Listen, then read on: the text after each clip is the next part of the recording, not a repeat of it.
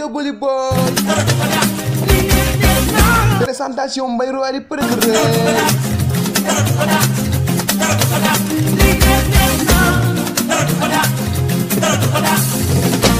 Xalaat TV.